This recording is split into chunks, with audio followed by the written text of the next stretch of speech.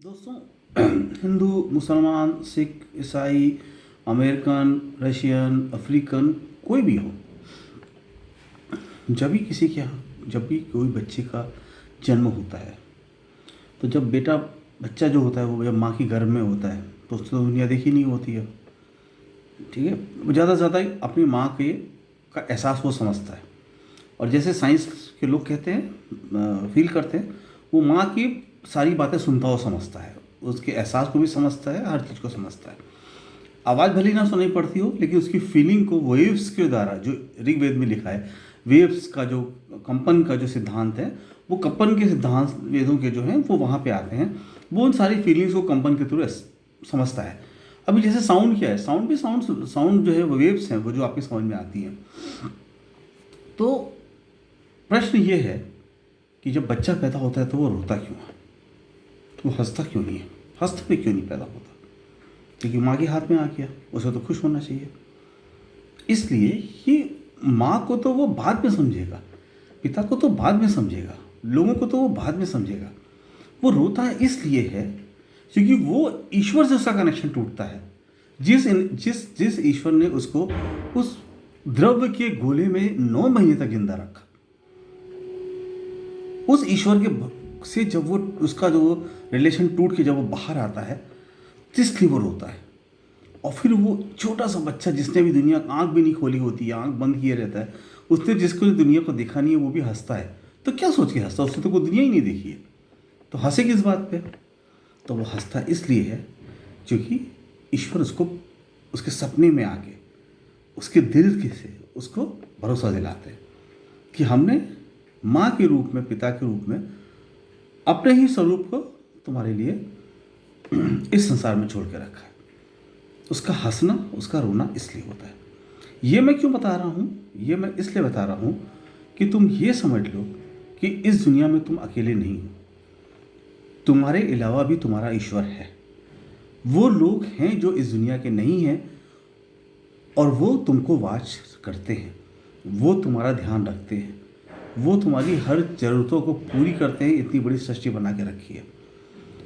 तो ऐसी सृष्टि में, ऐसी धरती पे पहले जो वेदों के हिसाब से वो आए थे और उन्होंने सारे दानवों को मारा था। पूरी वेद पढ़ डालिए, ऋग्वेद पूरी पढ़ लीजिए, वो सब में उसमें एक ही चीज़ लिखी है, जो भी यहाँ दानव थे वो मारे गए। और जैसे भी दुनिया के तमाम संग्रहालय में स्टोन्स के ऊपर चीज़ें हैं कि सब दानव थे, उनकी चित्रें उकेरी हुई हैं। एलियंस की जो यान्स हैं, भगवान के जो यान्स हैं, उनकी फ़ोटो बनी हुई हैं। और जिस तरह के स्ट्रक्चर अवेलेबल हैं वो इतने हज़ारों साल पहले कोई बना नहीं सकता था। तो ये तो सर्टेनली है कि देवता लोग आते थे, और वो सारे बाइबल्स में भी लिखा है, वो कुरान में भी लिखा है, और वो हिंदू धर्मों में भी लिखा है। तो साहब, हम यहाँ पे किस लिए हैं? इस टेम्परेरी जर्नी में जिस लिए हैं, उस वहाँ पे हमारा काम क्या है? सबकी सहायता करना, सबकी भलाई करना, इंसानियत का कार्य करना। यही कुरान में भी लिखा है, यही बाइबल में भी ये लिखा है, यही आपके वेदों में भी लिखा हुआ है, हर एक का भला करो। तो वो लोग जो अपने धर्मों के हिसाब से काम नहीं कर रहे हैं, लोगों को छीन रहे हैं, लोगों को तोड़ रहे हैं, लोगों के खिलाफ काम कर रहे हैं, भलाई के खिलाफ काम कर रहे हैं, वो कौन है? वो दानव है। वो दानव है। और दानवों का संहार करने के लिए तो स्वयं भगवान आते हैं। दानवों का संहार कोई भी बुरी चीज़ नहीं है। दानव कौन है? जो इंसानियत के खिलाफ है। कोई करोड़पति है, उसका काम है कि वो अपने पैसे को गरीबों की सहायता के लिए लगाए। नहीं लगाता है तब भी चलो मान लिया, लेकिन वो गरीबों को से पैसा छीन के देश को बर्बाद करके और अमीर होना चाहे तो वो दानव है। वही वो दानव जिन्होंने पृथ्वी पे कब्जा कर रखा था, जिसके लिए इंद्रदेव आए, जिसके लिए सारे देवता आए, उन्होंने उनको मारा। तो आज के मैं लोगों से ये बोलता हूँ, आप जो सोचते हो कि घर में बैठे रहना ही शराफत है, नहीं। बुराई के खिलाफ नहीं बोलना, बुराई को सपोर्ट करना, कोई ना कोई बहाना बना के बुराई का जस्टिफाई करना कि ये बुरा है तो भी अच्छा है, वो बुराई में इक्वली पार्टनर होने के बराबर है, और आप बराबर के हिस्सेदार हो उस पाप के जो वो इंसान कर रहा है। अगर आप किसी का बुराई को सपोर्ट कर रहे हो तो आप उस पर बराबर के हिस्सेदार हो। तो साथियों, क्या तुम चाहोगे कि ऐसा इतिहास लिखा जाए जिसमें लिखा जाए कि आप सब अपने ही बच्चों के भविष्य के विनाशक थे, आप ही लोग इस अपने ही देश के लिए घातक सिद्ध हुए, आपने ही चुपचाप रह के बुराई को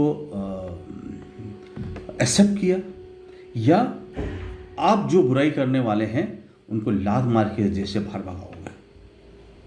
सुधर जाओ या लात मार के भगाए जाओगे? ये बात लोगों तक वैसे जाना चाहिए, और ये भी जाना चाहिए कि पूरा देश यूनाइट है।